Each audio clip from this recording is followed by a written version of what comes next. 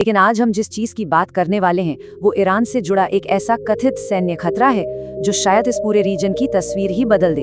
अब जरा इस बात पर गौर कीजिए। एक बिल्डिंग है, उसकी किसी एक खास मंजिल पर एकदम पिन पॉइंट अटैक होता है और दुश्मन के सारे कमांडर खत्म। सुनने में तो ये किसी एक्शन मूवी का सीन लगता है ना, पर ये एक असली आरोप है।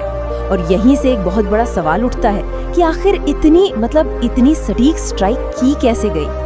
तो इस पहेली को सुलझाने की पहली कड़ी वो हथियार है जिसका इस्तेमाल हुआ। चलिए सबसे पहले उसी को समझते हैं, क्योंकि ये इस पूरी कहानी का एक बहुत ही जरूरी हिस्सा है। तो जिस हथियार की बात हो रही है उसे कहते हैं क्लस्टर मिसाइल। और सुनिए, ये कोई आम मिसाइल नहीं है, बनाया ही गया है बड़े पैमाने पर तबाही मचाने के लिए। और इसी वजह से ये इतना विवादित और इतना ज्यादा खतरनाक है। तो होता क्या है कि ये मिसाइल हवा में ही खुल जाती है और फिर छोटे छोटे बमों की जैसे बारिश कर देती है। पर जो बात इसे और भी ज्यादा जानलेवा बनाती है वो है इसकी डिलेड एक्सप्लोजन की कैपेबिलिटी। मतलब ये बम जमीन पर दिनों, महीनों, यहाँ तक कि सालों तक पड़े रह सकते हैं। जरा सोचिए, आम लोगों के लिए कितना बड़ा और लगातार बना रहने वाला खतरा है। और कहानी में असली मोड़ यहीं से आता है। जो जानकारी सामने आई है उसके मुताबिक ये टेक्नोलॉजी ईरान को मिली रूस और चीन से। मतलब इसकी मदद से ईरान ने इंटरनेशनल बैन को भी साइड स्टेप कर दिया। ये एक ऐसे खतरनाक गठबंधन की तरफ इशारा है जिसके नतीजे बहुत दूर तक जा सकते हैं। अच्छा, एक पावरफुल हथियार होना एक बात है, लेकिन उसे असरदार बनाने के लिए क्या चाहिए?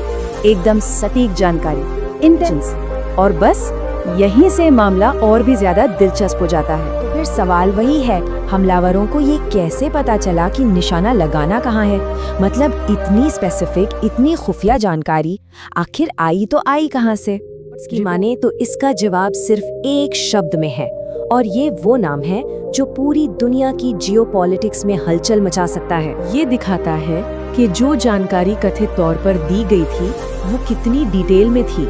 सिर्फ बिल्डिंग का नाम नहीं, बल्कि कौन सी मंजिल, कमांडर वहाँ किस वक्त मौजूद होंगे, एक चीज। इसी लेवल की प्रिसिजन, इसी लेवल की सटीकता ने इस हमले को कामयाब बनाया। तो अब इन सारी कड़ियों को जोड़कर देखते हैं।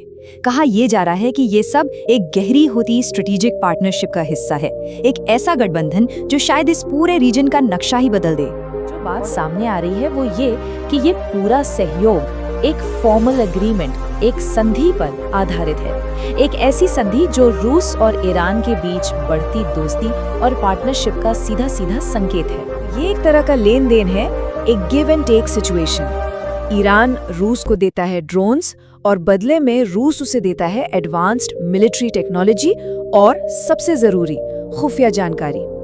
ये एक ऐसा सौदा है जिससे फायदा तो दोनों देशों का है, लेकिन ये इस पूरे रीजन के लिए एक बहुत बड़ा खतरा भी बन सकता है। सवाल ये है कि इन सब का मतलब क्या है? ये जो भी कथित डेवलपमेंट्स हो रही हैं, इनका रीजनल स्टेबिलिटी पर, यानी इस क्षेत्र की स्थिरता पर क्या असर पड़ेगा? चलिए जरा इसके नतीजों को समझते हैं। तो देखिए, जो बातें सामने आ रही हैं वो सैन्य समीकरणों में एक बहुत बड़े बदलाव का इशारा है।